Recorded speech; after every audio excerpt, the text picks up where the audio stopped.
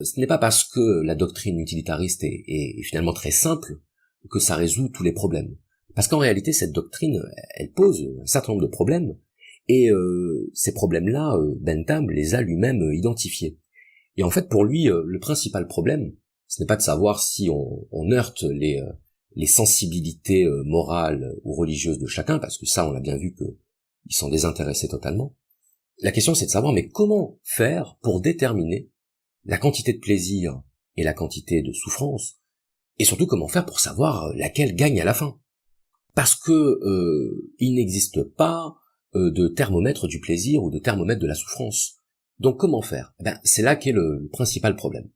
Alors Bentham résout, sans le résoudre, ce problème simplement en disant que chacun possède une rationalité. Et la rationalité, qu'est-ce que c'est? C'est précisément la capacité à faire des calculs, à faire des comparaisons, à faire des évaluations, et que chacun doit être le propre géomètre de son plaisir et de sa souffrance. Là encore, il donne quelques exemples. Il prend l'exemple de celui qui s'enivre le soir et qui finalement va subir des effets négatifs de cette ivresse. Ça rejoint l'exemple que j'avais donné avec l'épicurisme, où si je prends du plaisir à boire du vin, j'éprouverai en contrepartie de la souffrance au réveil. J'aurai un mal de crâne qui pourra peut-être me faire regretter le plaisir que j'ai éprouvé la veille. Bentham va reprendre cette idée qu'on appelle le calcul hédoniste. Donc le calcul hédoniste, c'est le procédé par lequel chacun est amené à comparer par anticipation la quantité de plaisir et la quantité de déplaisir que produira telle action. Donc sur l'exemple de l'ivresse, Bentham va cocher la colonne des plus en disant que l'ivresse est une sensation agréable. Et puis dans la colonne des moins, il va noter d'autres choses. Par exemple, on pourra dire le mal de crâne le lendemain. Et puis également la réputation qu'entraîne le fait de s'enivrer. Bon, alors on est au XVIIIe siècle, on s'est peut-être un petit peu libéré par rapport à ça, mais dans tous les cas, le fait d'avoir une réputation d'homme ou de femme qui boit, c'est quelque chose qui peut être pénalisant sur le plan social. À partir de là, ça doit être pris en compte, finalement, dans ce petit calcul hédoniste. Donc on va le mettre dans la colonne des moins. Et puis il faudra également penser à la souffrance qu'on cause parmi nos proches, qui peuvent justement être heurtés par ce comportement, par cette recherche de l'ivresse. Eh bien, cette souffrance de nos proches, on va, là encore, la prendre en compte, et la mettre dans la colonne des moins. Et puis, on peut également parler du fait que acheter de l'alcool, c'est dépenser de l'argent qui finalement pourrait être placé dans des choses plus utiles pour notre bonheur personnel. Donc, cette perte d'argent est elle aussi à prendre en compte, la mettre dans la colonne des moins. Au final, on se retrouve avec un calcul, avec une balance des plaisirs et des peines, des plaisirs et de la souffrance, qui va pencher plutôt du côté des peines, et qui donc va nous indiquer que, à bien y regarder et tout bien considérer, ce plaisir n'en valait pas la peine. Il n'en valait pas la peine, pourquoi? Parce qu'il a finalement produit plus de conséquences négatives en termes de bonheur que de conséquences positives. Et à partir de là, on va considérer que s'enivrer n'est pas une bonne idée. S'enivrer est quelque chose qui doit être écarté d'un point de vue utilitariste.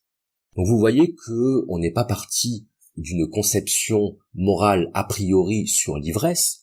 On n'est pas parti, par exemple, de l'idée que l'ivresse peut traduire une faiblesse, une incapacité à surmonter la réalité, un besoin d'évasion qui traduit une inaptitude à la réalité, un manque, une sorte de comportement pathologique. On n'est pas parti de tout ça. Parce que tout ça, pour les utilitaristes, ce sont des a priori qui n'ont rien à faire dans le calcul hédoniste, qui est le seul critère d'évaluation du bien fondé ou du mal fondé d'une action. On est simplement parti de l'idée que si cette action avait produit plus de plaisir que de souffrance, elle aurait été bonne, mais que comme ce n'est pas le cas, c'est toujours le réel qui statue en dernier lieu, elle doit être considérée comme mauvaise. Je terminerai cette vidéo en essayant de mettre le doigt sur quelque chose. Vous avez remarqué que quand je fais une vidéo de philosophie, je choisis un thème. Ça peut être un auteur, ça peut être un mouvement, ou ça peut être un concept, peu importe. Mais dans tous les cas, mes vidéos vous arrivent sous une forme fragmentée. J'aimerais bien être en mesure de faire une sorte d'hyper vidéo, de vidéo globale qui intégrerait tout ce que j'ai à vous dire, mais c'est difficile pour ne pas dire impossible. Mais si on observe un petit peu le mouvement qui est décrit au fil de l'histoire, au fil de l'évolution humaine, on s'aperçoit que certains principes qui gouvernaient la pensée dans l'Antiquité ont été progressivement rejetés, progressivement écartés, et ça donne une assez bonne indication sur l'évolution de nos sociétés. On a vu que chez les Grecs, il y avait une notion fondamentale qui était la notion de modération, la notion d'équilibre, de tempérance. On trouve également ce mot dans les textes de philosophie. Et progressivement, cette idée de modération a été considérée comme quelque chose qui ne reposait sur rien de réel, sur rien de concret, sur rien de matériel, rien qu'on ne pouvait mesurer. Donc on a eu une évolution vers une forme de matérialisme de la pensée, qui allait vers toujours moins d'abstraction, toujours moins de spiritualité dans l'interprétation du monde et dans la construction des théories philosophiques.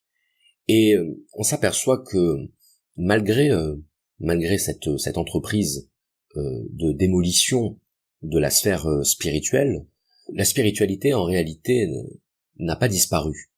On pourrait dire que la spiritualité a investi le champ matérialiste au sens où les principes de ce matérialisme, c'est-à-dire de ne considérer que le corps et que ce qui a une existence matérielle, ces principes ont fini par revêtir une forme quasi religieuse. Ce que j'appelle religieux, c'est précisément la distinction entre le sacré et le profane. Alors, ces mots de sacré et de profane, ils ne sont pas employés directement par les représentants de ce matérialisme. Mais en même temps, est-ce qu'on pourrait s'attendre à ce qu'ils emploient ces termes, puisque précisément pour eux, la spiritualité n'a pas sa place. Alors, le meilleur moyen en fait de répondre à la question, c'est d'observer la manière dont ils se positionnent par rapport à ces principes matérialistes, et de se demander si, pour eux, ces principes-là sont intangibles, ces principes-là sont finalement des dogmes, c'est-à-dire des choses en lesquelles on adhère et qu'on ne remettra en cause sous aucun prétexte, puisque les remettre en cause, ce serait enfreindre la raison, des choses comme ça. Est-ce que le concept de raison, est-ce que le concept de matière sont des concepts sacrés ou pas? Et si la réponse est oui, dans la manière dont ces concepts sont défendus avec ardeur, on pourra considérer que le matérialisme peut aussi revêtir une forme spirituelle, voire religieuse. Et si, à l'inverse, on observe que ces concepts, ces principes du matérialisme peuvent être discutés, peuvent être contestés, peuvent être contredits sur le plan de l'argumentation philosophique, dans ce cas-là, on pourra considérer que ce matérialisme n'a pas une forme religieuse et qu'il peut être débattu en tant que position philosophique.